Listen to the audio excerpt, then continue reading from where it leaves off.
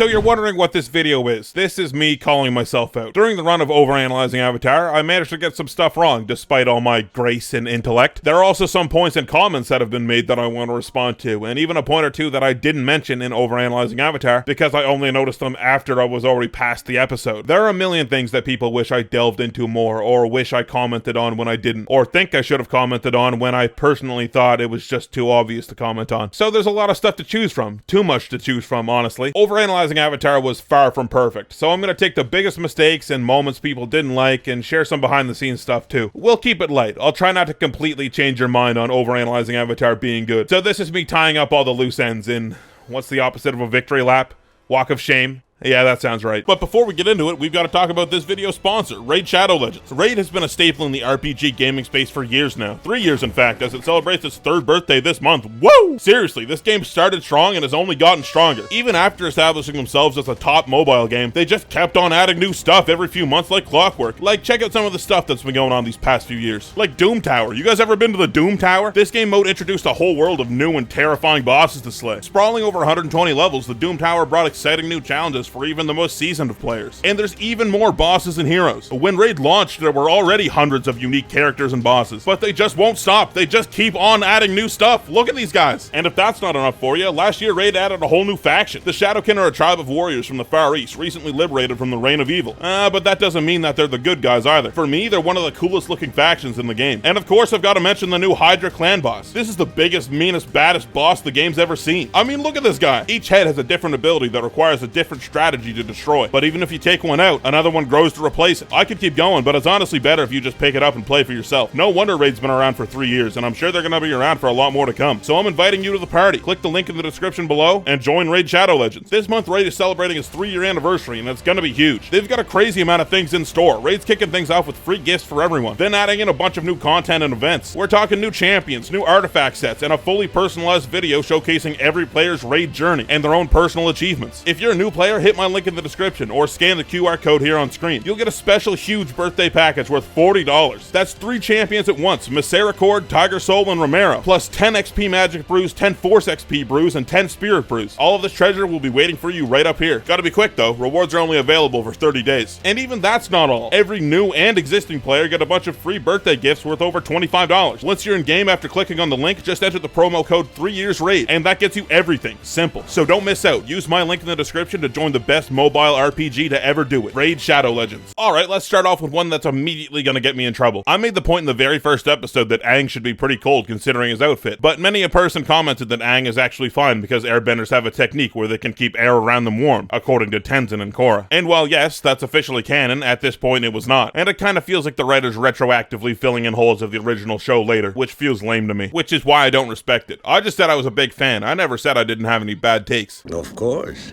I told you ginseng tea is my favorite. Here I ponder the fact that Iroh says ginseng is his favorite tea despite being obsessed with Jasmine for the entire rest of the show. Got a ton of comments saying that Jasmine is actually Zuko's favorite, which is why Iroh orders it all the time, for himself and not Zuko. I don't believe there's any official statement of that. It's definitely never said in the show, and I don't really see the logic behind it either. Oh, and I swear this entire video won't be me just refuting comments. There's other stuff. Oh, I like this one actually. Someone said that Boomy's purple outfit here is actually a really cool detail, because purple dyes were apparently really hard to get back in the day. So purple was a symbol of royalty because it was so rare. And that seems to make sense too, since we basically never see anyone else wear purple. The only other one that comes to mind is Princess Yue, who of course is also royalty. Oh, okay, 2 points in prison. One is when I said here that this is one of only 2 times I can think of an earthbender being ungrounded while initiating a move. This is in the mindset of what I call grimy YouTubing. There's actually a ton of times where earthbenders bend and they're not grounded, but at that time I had 17 subscribers and I needed everything I could get, comments included. So I left a little softball hanging in there for people to point out a moment and leave a comment. And I did that a bunch throughout Overanalyzing. And are the videos worse for it? Yeah, probably, but you gotta play the game. Second point is the Katara door thing. Most of the dissenters say there's not even a doorknob, she just has to push it open. That wasn't really the point I was trying to make. I was saying, if you've never seen a door before, you wouldn't know what to do with it at all. It would just be a square on the wall. Like if an alien came who had never seen or heard of a door, saw a door, they probably wouldn't think to push it. And then my favorite ones were like, my cat knows how to open a door. I'm pretty sure Katara would know too. Your cat has been around doors. It's seen you use them. Come on. A few weeks ago,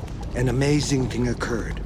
The statue of Avatar Roku, its eyes began to glow. This is a classic. I wrote it, I voiced it, and then somehow it just wasn't in the video. I don't know what happened. I was gonna make the point in this episode that Aang was in the Avatar state for 100 years straight, and that should mean those statues should have been lit for all of those years. And then it just wasn't in the video somehow. And that's the reason you get that joke in Underanalyzing 1, because I found a way to work it in there, because I forgot it in Overanalyzing. Yes, okay, fuck. I made a point about how it was cool that in the intro, it was cool the Fire Nation ships were coming in from the east, because the Fire Nation is to the east of the Earth Kingdom, but it's not. It's to the west, obviously. I just misspoke. Didn't catch it in the edit. Man, I got raked over the coals for this one. And it sucks too. Channel just getting off the ground, and now people are thinking I don't know left from right. I thought I was ruined. In the storm episode, the old lady says she can feel the storm coming in her joints. This was another kind of softball for people to comment on. Like, I know changes in pressure can do stuff to your bones or whatever. And this is what people aren't gonna believe me on. Sometimes I posed obvious questions just to get the engagement up, and it worked. Didn't matter to me if people thought I didn't know things that I knew. So you could say I play a bit of a character on Overanalyzing Avatar, but it's like 98% actually me. Oh, here's another good one. Got a lot of heat from the comments saying that the Yu Yan going 12 for 51 in accuracy was actually really good. Moving target, he's really fast, and he's an airbender. And you're right, it is pretty good. Better than I could do. But was Zhao talking them up with his famous line, "The Yu Yan fly to a yard killing from 100 trees away, with you without killing trees." Do you think the fly was just static? I was under the impression the fly was probably moving when Zhao was talking about it. So in the episode Bato of the Water Tribe, Aang has this weird moment where he figures that Sokka and Katara are just gonna bounce, right? Leave him behind and go find their dad? Why does he think that? I don't think there's any real indication that that's the plan, but that's the crux of the entire conflict of the episode. And I'm definitely an apologist for this episode. I don't think it's so bad, but that does make the writing seem even worse than it already was. So maybe I'm less of an apologist now. Oh, and this shit happens with Katara's face too. How'd I miss that? Some people pointed out when Zhong Zhong does his David Copperfield shit here, that at the start there was a soldier situated right here, but after Zhong Zhong disappears, he shifted over to the side a bit, which would lead me to believe that after Zhong Zhong kicked up this fire tornado, he just fucking booked it and pushed this guy out of the way. And I got a lot of flack for saying that Zhao's character went out the window this episode. A lot of people reference Zhao losing his cool against Zuko in episode 3 to justify his rage here, but nah, still doesn't really work for me. Zhao threw one dirty hit after losing a culturally significant honor duel against a kid he seemingly already didn't like, and then he was pretty chill afterwards. And then here a 12-year-old is just throwing some light barbs at him and he's having a meltdown. Someone pointed out in the comments that when Zhao is putting together that Zuko's the blue spirit here, you can actually see a little chip in the blade he's looking at. And shit, yeah, there it is. I shouldn't be overanalyzing Avatar, that guy should be. Oh, and Sokka literally has an axe to grind in this scene. That's another comment banger. Maybe I should have community sourced Overanalyzing Avatar. And I said in the opening shot to this episode that there's this enormous hole in the ice wall. Hopefully the Fire Nation doesn't take advantage of that. But it turns out that that giant slice is actually what leads to the Spirit Oasis, and I was wrong to say that. Damn, oh, and this point too. I said it was weird that it happened a couple times that waterbending blocks fire and the waterbender still gets blown back. Some people reason that since water expands rapidly when turned to steam, by 1600 times if I remember my schooling correctly. And yeah, maybe, that's a pretty good argument. I don't know the physics behind a fireball evaporating a good little bit of water. Could make sense though, yeah. This one I'm kinda apathetic on. There was a notable gap in the finale to book 1 where I didn't comment on Yue's death or that scene at all. And even to this day, I just don't really have anything to say about it. I never really cared for her and Sokka's relationship since there was so little screen time. And even her telling the gang she's a moon horcrux was 5 minutes ago in show runtime. So it's just not very weighty for me, you know? But I probably should have found something to say, even if it was a meme or something small. People get really mad about weird stuff. In the Cave of Two Lovers episode, I said that I didn't think Aang and Katara kissed here, but I thought it was a strong moment because it was left up to interpretation. I think that's cool. But then a lot of people got really mad saying the writer said years later that they did kiss here. But to me, that's not really what I'm worried about. I care what's shown to me in the show, how the story's told. And I still think the moment's stronger if you don't know whether they did or not. Now that I think about it, this entire video is a lot of me reaffirming my takes that people didn't like. Fucking comment section's gonna be a war zone. I'm sorry, but a thought just occurred to me.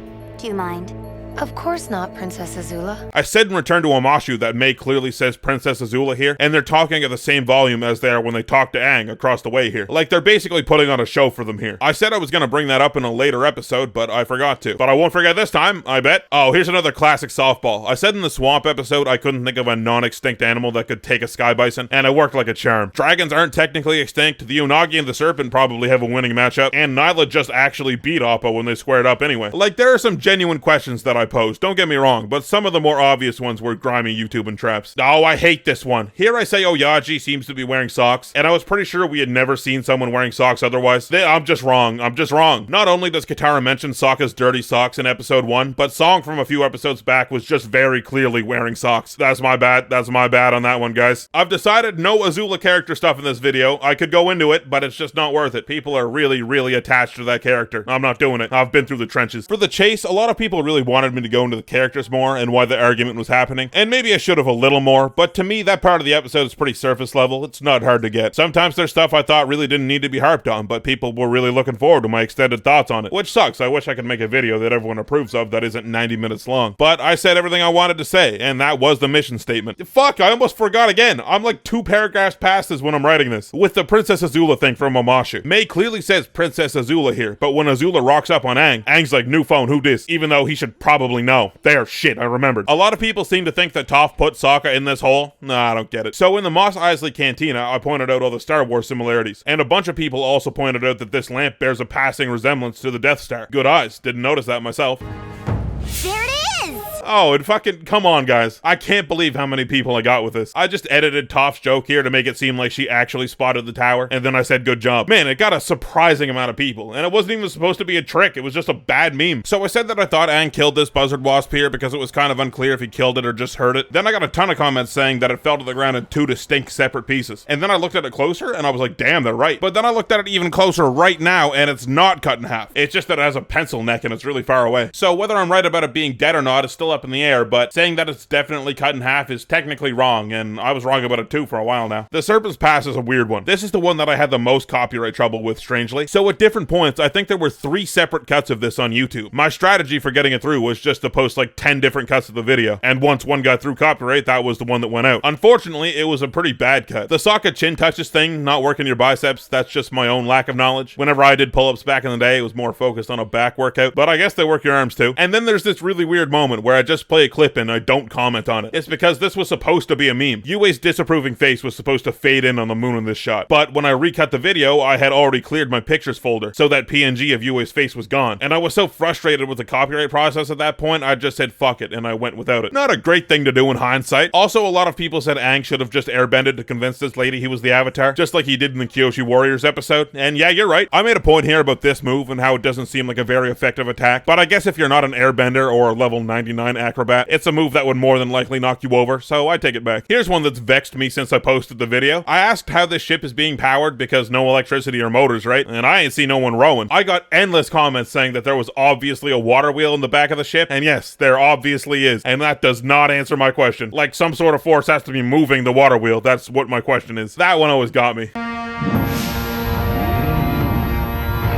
This one actually scared me. In this clip, I said you can just barely hear the bison whistle, but to a lot of my younger viewers that have younger ears, it's a lot louder and more clear. I'm pretty sure that's a thing. You lose that range in your hearing once you get past a certain age. Oh god, I'm gonna die someday. And speaking of whistles, I always get comments asking what the little tune is I use for the bison whistle. It's Willy Wonka playing the piccolo from the old movie. But I get other comments too, like what's that epic music you use sometimes, or the yodeling. The answer to those are Ghost Love Score by Nightwish and Hocus Pocus by Focus. A little higher. So I've been informed that ice can get hard enough to penetrate rock like this if it's cold enough. Apparently it doesn't really happen under natural means, but waterbending isn't exactly what I would call natural means. So yeah, I guess this might make more sense than I gave it credit for. Here's another thing I got wrong. In the video for the Earth King, I call these guards Dai Li a few times, but they're clearly not. They're just normal guardsmen. Guess I just got it wrong. You know, they do a lot of Dai Li fighting. Must have just had it in my head. No, it's perfect. Did I ever tell you how I got the nickname, the Dragon of the West? I'm not interested in a lengthy anecdote, Uncle. One of the most upvoted comments on the finale to Season 2 was for this moment. Azula knows the naming conventions of dragon, meaning that she's expecting Iroh to go into how he conquered the last dragon like he told everyone. That's why she's expecting a lengthy anecdote. That's pretty cool. You've beaten me at my own game. Don't flatter yourself.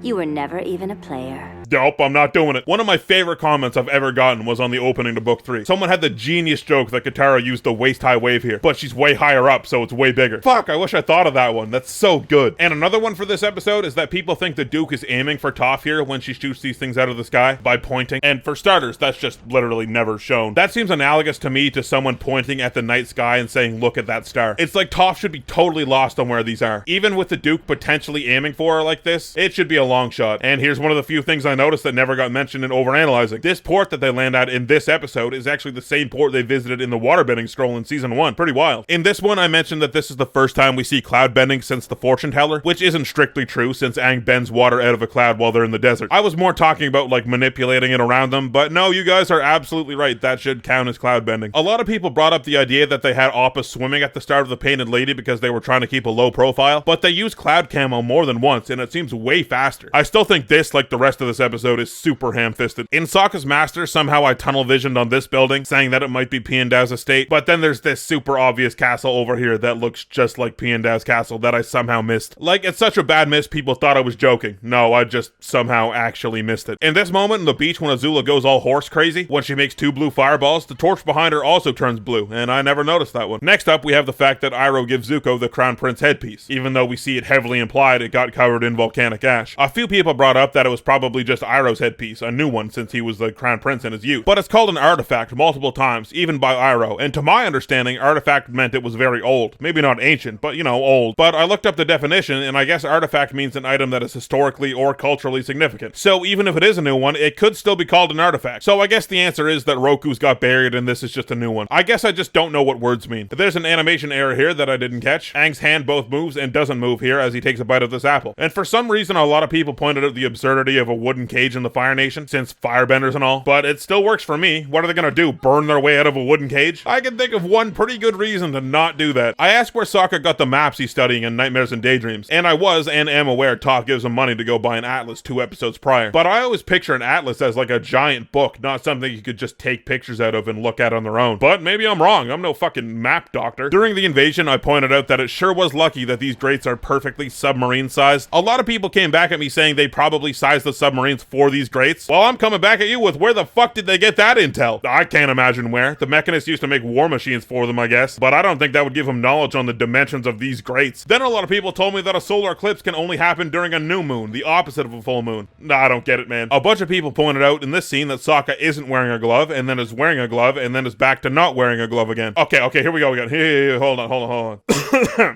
Who's down there? In this shot, you can see some people disappear on the gondola as Azula lands on it. Another animation error I missed. And in the same episode, so after Ty Lee betrays Azula, they're immediately surrounded by guards and captured, right? But if you remember back in the drill, Ty Lee effortlessly stunted on even more earthbenders than there are guards here. Maybe they realize the entire prison system and country are against them now, so that's why they don't fight. I asked what this move was in this episode, like bumping your shoulder into someone else's shoulder meaningfully, and everyone told me it was called a shoulder check, but to me, growing up in Canada, I associate a shoulder check with something more like this, so that's probably why I didn't know. A lot of people didn't like that I didn't like Katara phrasing the man in her house being gone as well as her mother when she was recounting the story to Zuko. And yes, there's obviously 2 meanings to the word gone, but introducing the 2 meanings to that word leaves open the interpretation of it being the other meaning, even after Katara has confirmed time and time again that her mom is dead, which is why I thought and still think this is a pretty clumsy line. In the Ember Island players, people informed me that everyone was yawning at the drill part of the play because of the play on words that the drill is boring, like boring a hole. Man, I wish I didn't even ask. I know it's upsetting, but it sounds like you're overreacting. Overreacting?